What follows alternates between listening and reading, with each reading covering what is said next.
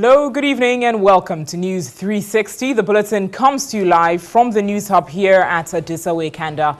I'm Natalie Fort. My name is Alfred Okanse. Coming up in the bulletin tonight, Interior Minister Ambrose Derry says the Kumasi shooting incident should be a wake-up call to deal with vigilantism in the country. Also ahead this evening, Accra Regional Police Commander DCOP Patrick Eduse Sapong denies earlier statements by East Legon District Police Commander DSP George Asari that he was sidelined in the Ayawaso West Wogan by-election. Also a report on investigations on alleged conflict of interest and financial malfeasance made against then Director General of the Ghana Maritime Authority Kwame Owusu yet to be submitted 4 months after the committee was constituted. Also ahead this evening, retailers of kerosene in Wa in the Upper West Regional Capital lament over decline in business, attributing it to massive rural electrification and the emergence of rechargeable lamps. We'll bring you more in business tonight, where Ghana Amalgamated Trust has got to issue its first bond on February 28th, if and with the view to meet its 2 billion cedi 5-year corporate bond. And on the international front this evening, U.S. Senator Bernie Sanders to run again to lead the Democratic Party as president in 2020. Stay with us here on News 360 for the details of these stories and much more news. As always, you could watch us on DSTV channel 279 and on Facebook, it's TV3 Ghana. On to our first story this evening, where the Interior Minister Ambrose Derry says the Kumasi shooting incident should be a wake-up call for political parties to come together to deal with vigilantism and its impact in the country. Reacting to the incident, he called on the police to expedite its investigations to bring perpetrators to book. One person was shot dead on Monday at the NDC's Ashanti Regional Office at a time that some national executives were in a meeting with the Ashanti Regional Executives of the party on the upcoming presidential primary. Reasons for the bloody attack have not yet been established. Speaking to journalists in Accra on Tuesday, Interior Minister Ambrose Derry said he expects the police to arrest and prosecute the perpetrators. Assault is assault. Stealing is stealing. Murder is murder. There's nothing else to say about it. And Mr. President has been very, very clear that crime has no political color. Yesterday, when I heard the General Secretary of NDC speaking, he was practically repeating the position that Mr. President has declared. And so we expect that the police would investigate the matter expeditiously and that those who are responsible are brought to book. He entreated those who can volunteer information on the incident to assist the police in its investigation. I would entreat all those who feel victimized by that action to help the police investigate, not to take the law into their hands to try to revenge, because that in itself will be another form of vigilantism. Earlier, the minority leader Haruna Idrisu condemned the incident but blamed it on failure on law enforcement. The law must deal swiftly, decisively, and ruthlessly with any person associated with the event. What I do know, and again, it points to law enforcement failure. If 2 persons were on a motorbike, and now you already are mentioning other names. I mean, from what we hear, they said they were on a motorbike. I'm assuming that rightly 2 persons would have been on a motorbike. Close in on them and close in on that as your primary evidence. And 2 unions have asked governments to be decisive and outlaw vigilante groups. The ICU and CLOGSAG also wants the security agencies to arrest and prosecute any such groups whose actions they contend could undermine the country's peace and democratic credentials. They spoke with our reporter Daniel Lupoku. The Industrial and Commercial Workers Union, ICU, expressed grave concern about the spate of activities of vigilante groups. The union noted that the vigilante groups are formed and funded by political parties. It cited the Ayawaso West Wogan by-election violence and the shooting at the NDC office in Kumasi as threats to democracy. These are not legally registered institutions, but those who formed them, those who created them, they are there.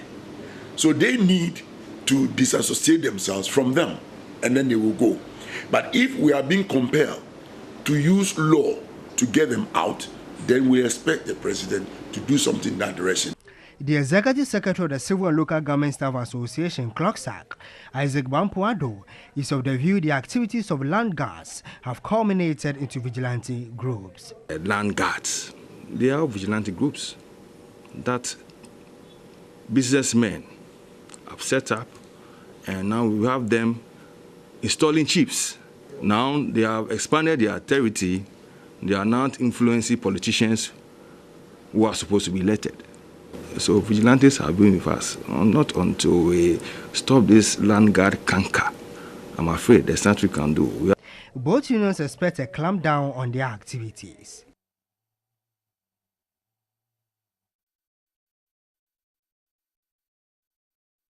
Now, Minister for Transport Kweku Ofori-Esiama has also indicated a total of 100 buses, that's bus rapid transit buses, have been earmarked for deployment to the metropolitan assemblies of Sekondi, Takoradi, Kumasi and Tamale for intra-city operations in the regional capital. So this follows the suspension of the Accra pilot program in December due to financial and operational challenges.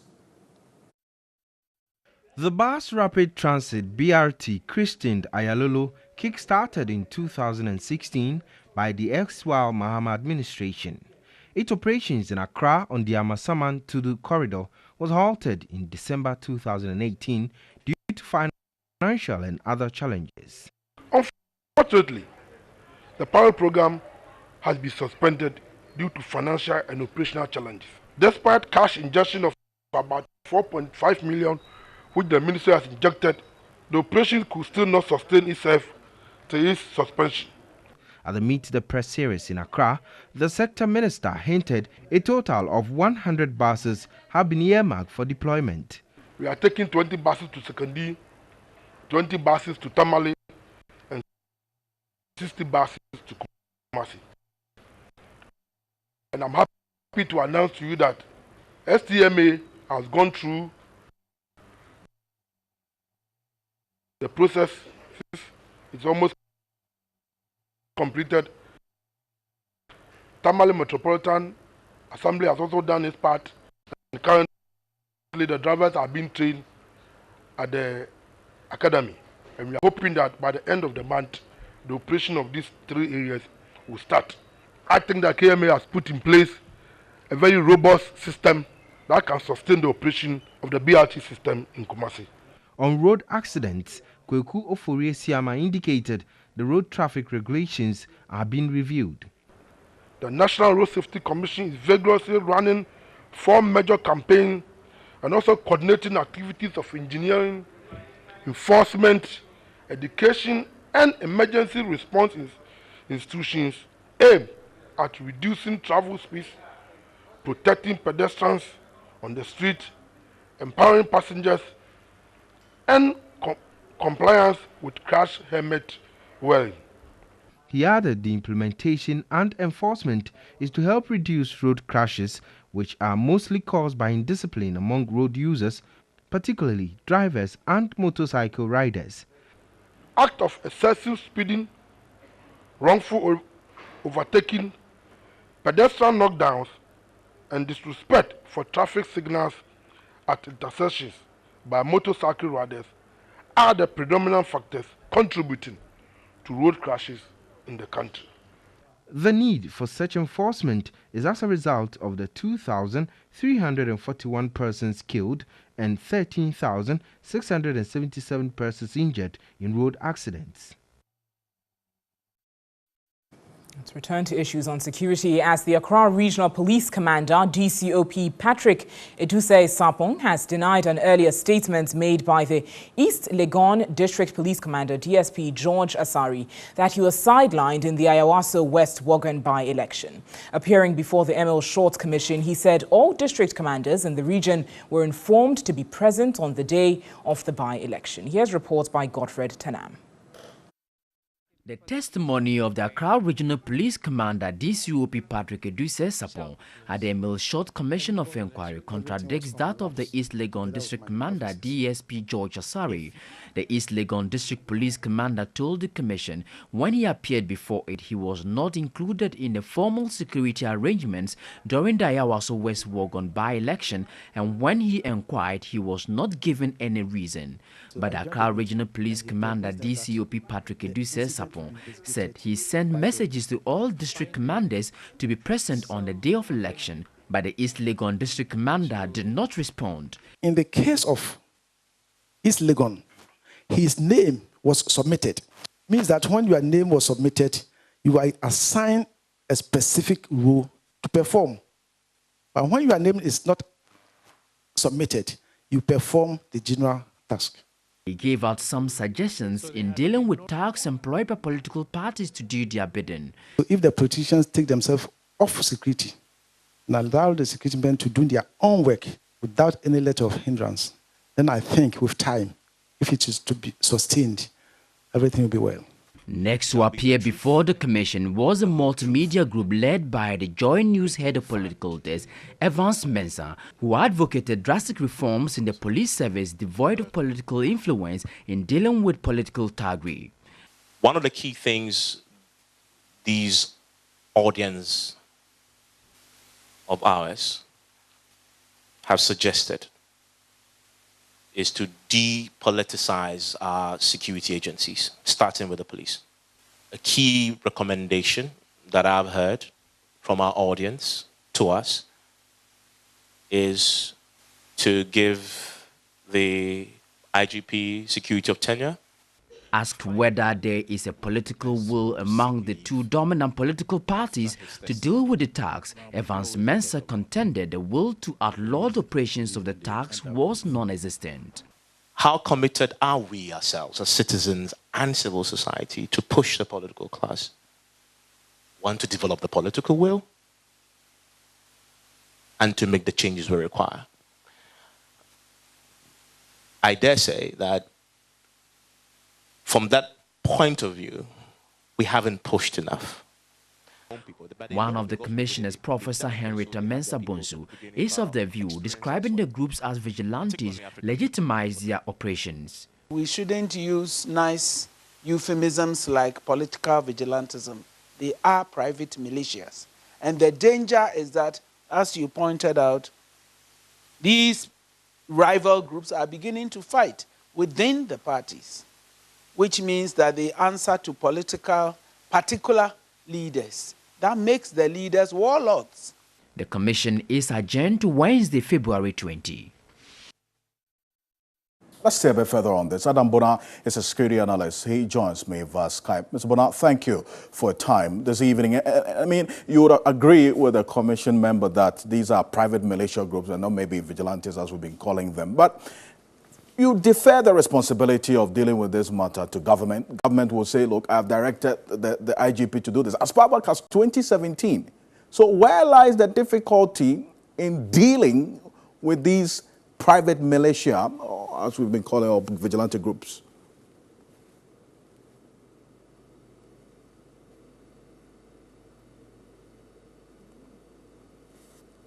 Hello? Hello? Mr. Bona, I think we're having a little difficulty in hearing you. Yes, no, unfortunately. But just, we'll come back to that very shortly, but stay with us. The board of the Ghana Maritime Authority is yet to submit its report on investigations into the alleged conflict of interest and financial malfeasance made against its Director General, Kwame Owusu. I recall the Transport Minister, Kweko Forie-Siama, at the Meet the Press series in Accra, said he is yet to receive the findings of the board for the necessary action to be taken. The Director General of the Ghana Maritime Authority, Kwame Owusu, was in the news for allegedly approving payment to a hotel he owns for services rendered to the authority, which many insisted constituted conflict of interest. Lux Hotels were allegedly paid 10,652 Ghana cedis 5 pesos for providing lunch for 8 persons. The sector minister surprisingly constituted a committee from the Maritime Authority to probe the allegations. 4 months later, the sector minister says he is yet to receive the report. I asked the board to set up a committee to investigate the matter. The report is yet to be given to me, but I can tell you that when the report is forwarded to my office, I will make it known to the general public. So just exercise some patience. I'm sure it will not be too long. If it is presented to me, I'll make it known to everybody. Kweku Ofori-Esiama confirmed the retirement of the maritime boss, who he said has attained age 65.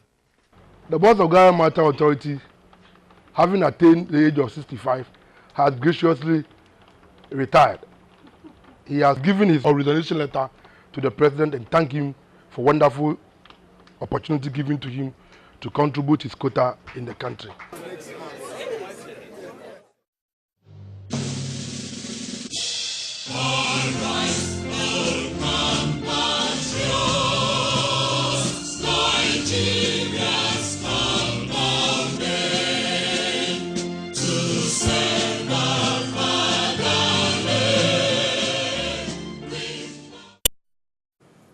Let's turn to news on Nigeria's general elections as presidential candidate of the People's Democratic Party, Atiku Abubakar, has told the military and the police not to obey the directive of President Muhammadu Buhari to deal ruthlessly with ballot box snatchers during Saturday's elections and subsequent ones. Addressing the National Executive Committee meeting of the party in Abuja, Abubakar described the president's directive as manifestly illegal and not bounding on the security forces.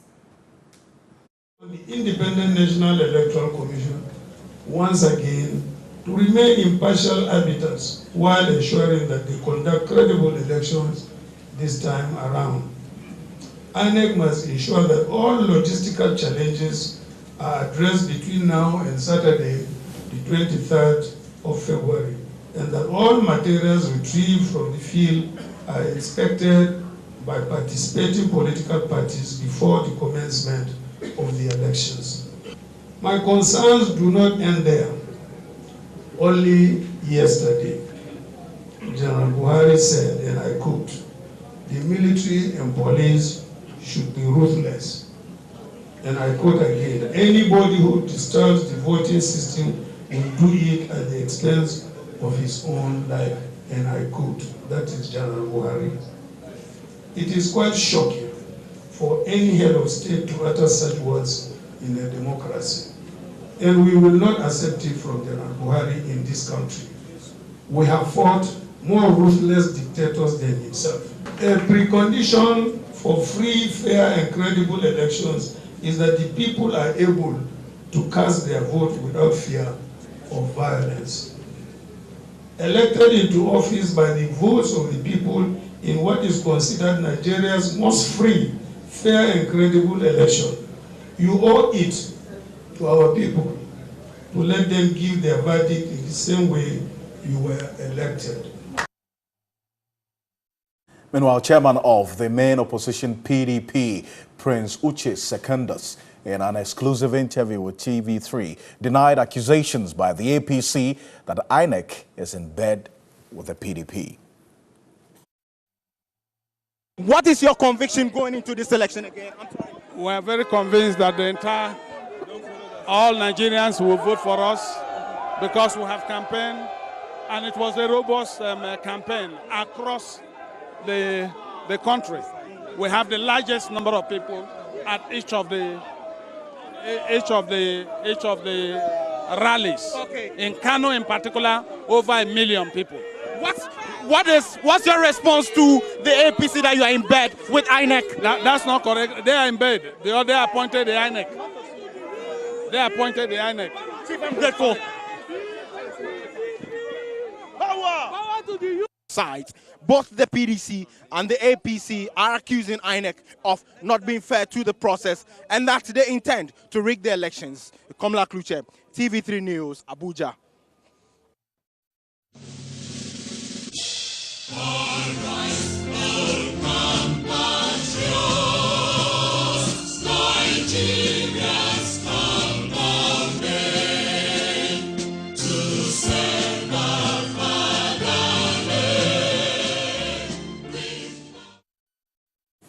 Our reporter Komla Kluche is in Nigeria till the elections on Saturday and will bring us a lot more in subsequent bulletins. Let's now turn to our MTN Video reports this evening as our citizen journalist, Commander 1, highlights the importance of education at Akachi North.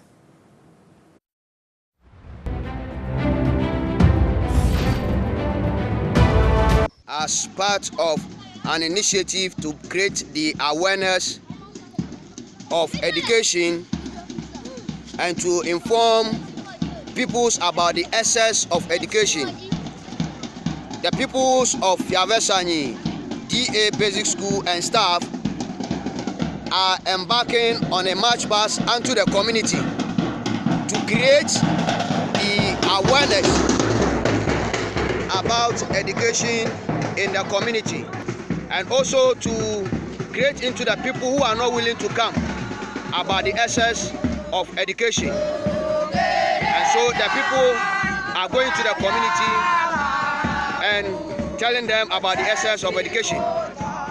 Reporting from Fiavesani DA Basic School, Akachi North, I am your reporter, Commander 1. Well, like Commander 1, we encourage you to also send us your video report. You can do so via WhatsApp number. It's 055-1433-044. You're watching News 360. Let's take a look at what's still ahead tonight. Retailers of kerosene in Wa, the Upper West Regional Capital, lament over decline in business, attributing it to massive rural electrification and the emergence of rechargeable lamps. Also, Ghana Amalgamated Trust got to issue its first bond on February 28 with a view to meet its 2 billion cedi 5-year corporate bond. And on the foreign front, U.S. Senator Bernie Sanders to run again to lead the Democratic Party as president in 2020. The details of these, starting off with the latest in business, coming up shortly on News 360. Stay with us.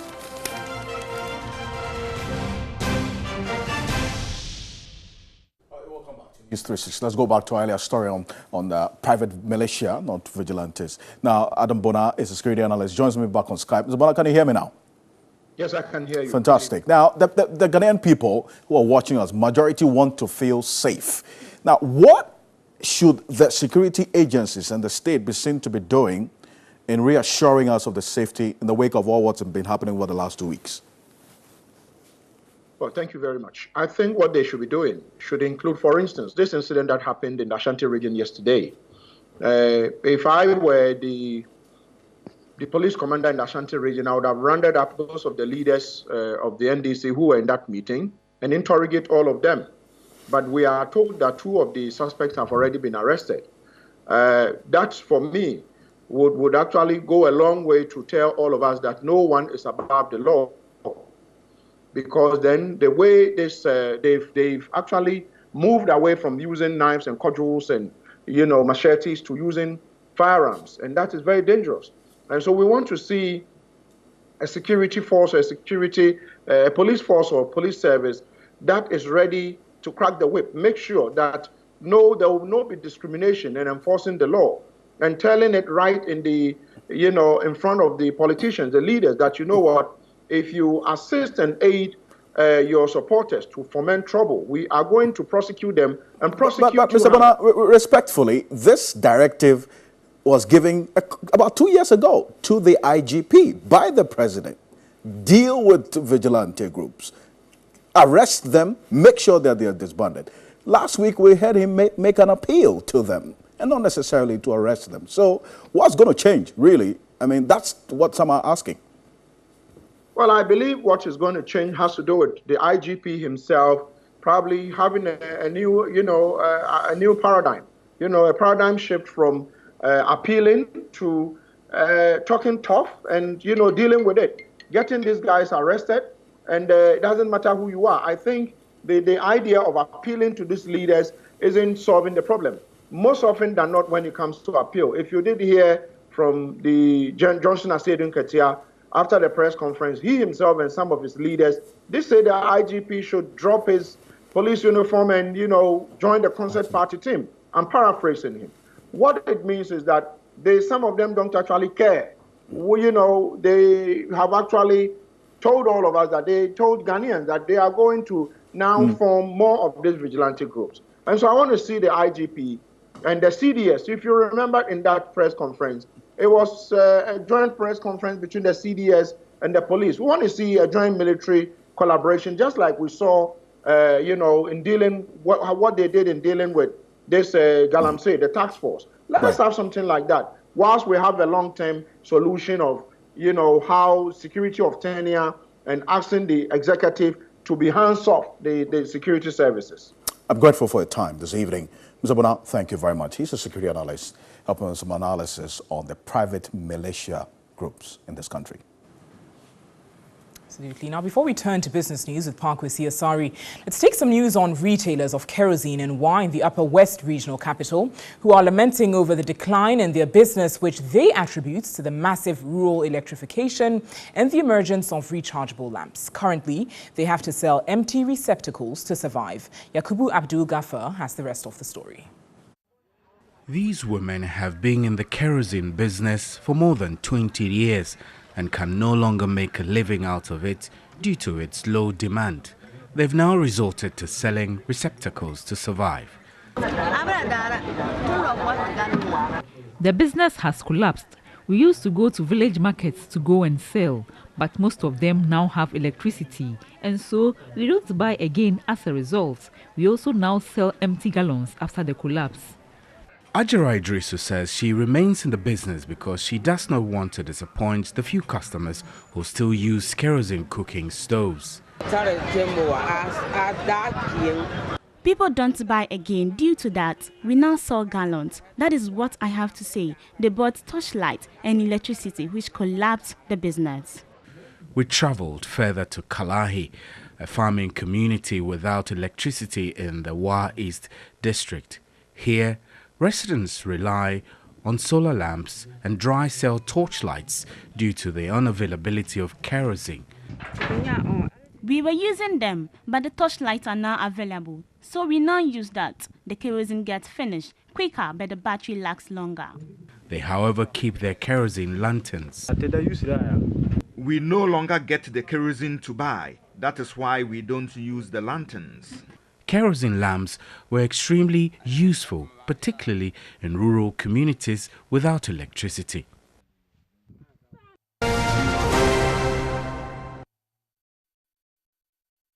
Hello, a very good evening to you and a warm welcome to the business news segment of NEWS360. My name is Parkwesi Asari.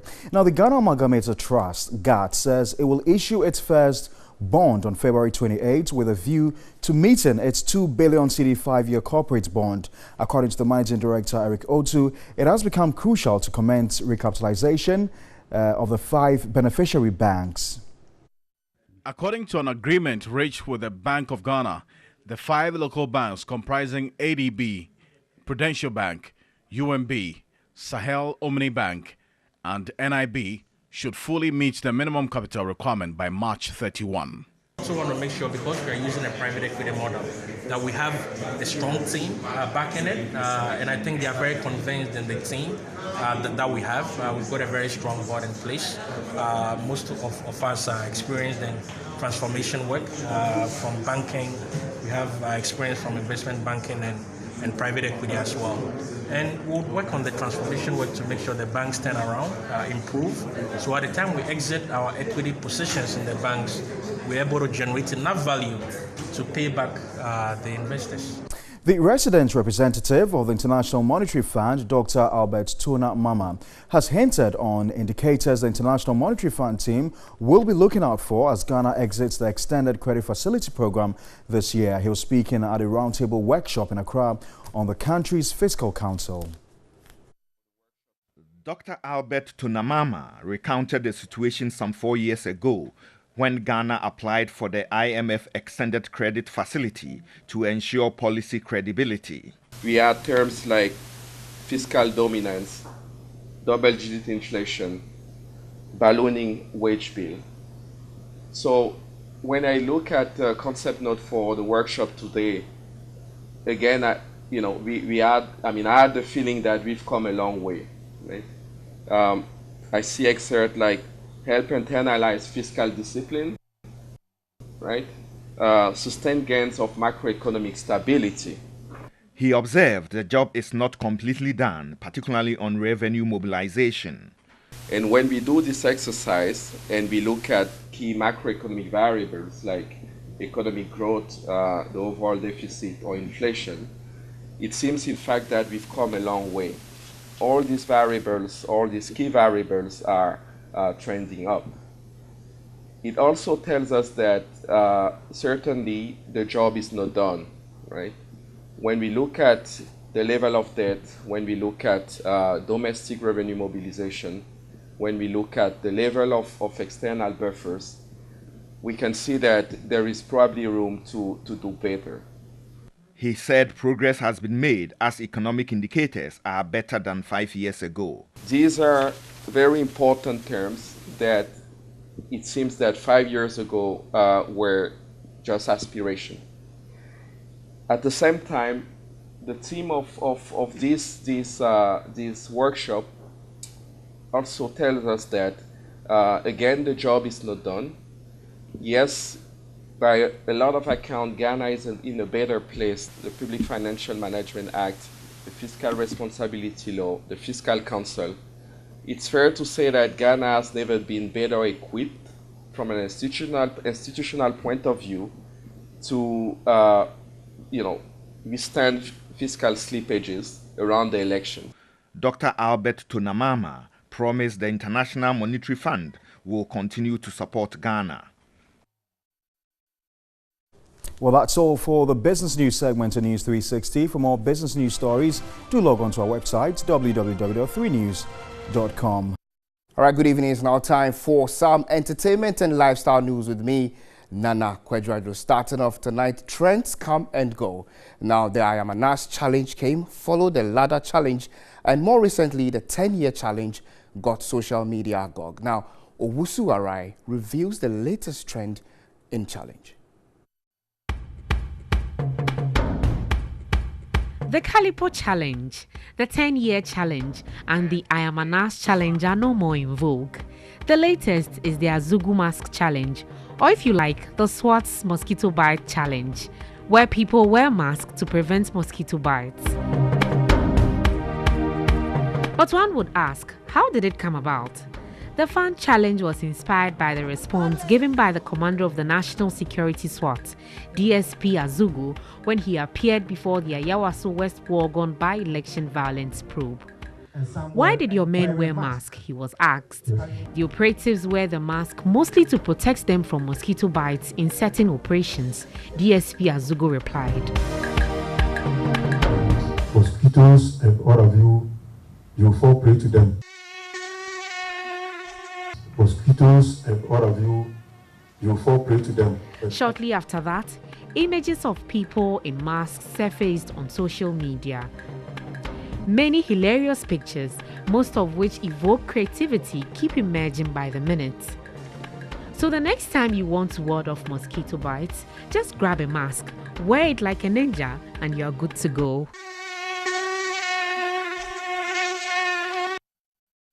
Trust Owusu Arai to be bringing you stuff like this. Now, we're going to walk about with mask when you step out into the street. Now, moving on to the next story.